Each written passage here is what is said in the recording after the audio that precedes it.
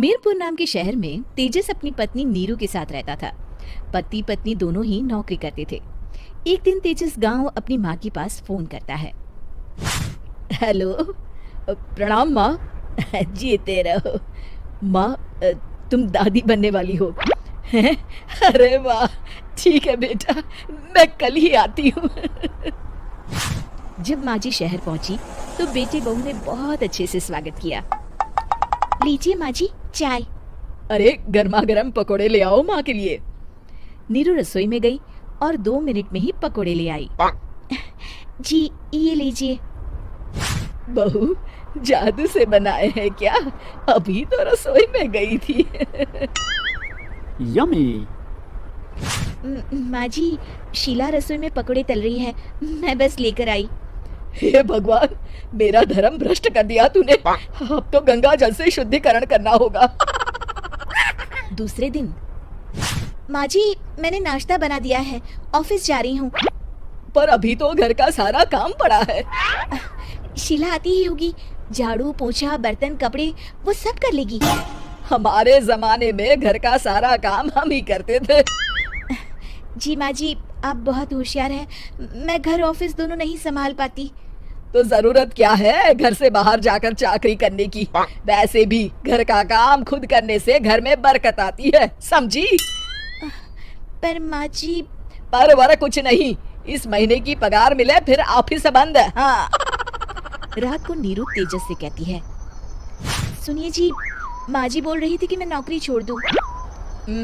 वैसे ठीक ही तो है, अभी तुम्हें आराम की जरूरत है। फिर भी आराम कहाँ, शीला को छुड़ाने के लिए बोल रही थी। तो अब 24 घंटे में इतना काम तो कर ही सकती हो। पर जॉब पसंद है मुझे, घर पर मन नहीं लगेगा। अगले दिन जब दोनों ऑफिस के लिए निकल रहे थे, मेरी तो कोई कीमत ही नहीं है इस घर में। माँ जी आजकल महंगाई बहुत है, रहन सहन भी बदल गया है, दोनों नौकरी करते हैं तभी ठीक रहता है। अच्छा, तू कहना क्या चाहती है? मेरा बेटा तुझे बिठा के खिला नहीं सकता? तू ही इस घर का खर्च चला रही है, हैं? नहीं माँ जी, मेरा वो मतलब नहीं था। मतलब खूब समझती हूँ, ये बाल धूप में सफेद नहीं किए मैंने। हाँ। अब तो ये रोज का काम हो गया था। तेजस भी रोज की झिकझिक से परेशान हो गया था।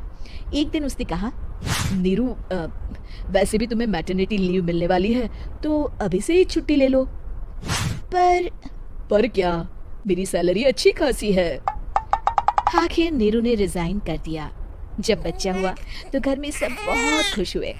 कुछ दिनों बाद तेजस फाइल देख रहा था। क्या हुआ तेजस, कुछ परेशान लग रहे हो? हाँ, वो हमारी जितनी सेविंग्स थी वो तो हॉस्पिटल में और छठी के फंक्शन में खत्म हो गई है नीरू। और अभी वैसे मंदी चल रही है तो मैं बोल रही थी कल मुन्ना को हेपेटाइटिस का टीका लगवाना है। नीरू, क्या पोस्टपोन नहीं कर सकते? नहीं जी, बिल्कुल नहीं। अब तेजस को समझ में आ रहा था कि उससे गलती हुई है।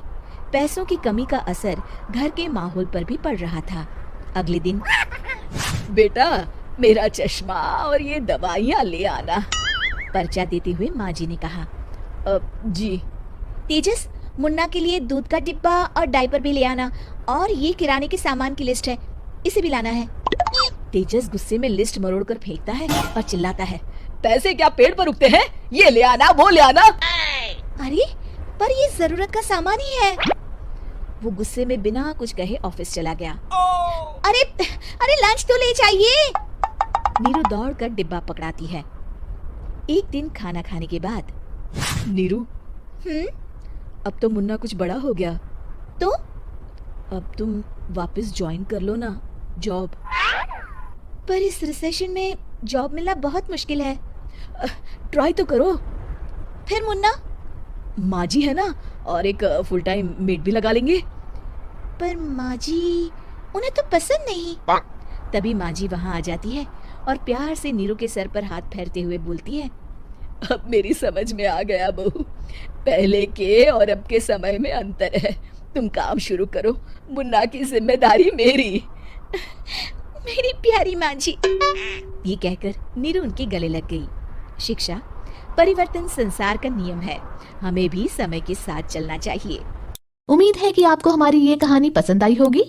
कृपया हमारे चैनल को सब्सक्राइब करें और सभी अपडेट्स के लिए बेल आइकन जरूर क्लिक करें। और हाँ, वीडियो लाइक और शेयर करना मत भूलिएगा।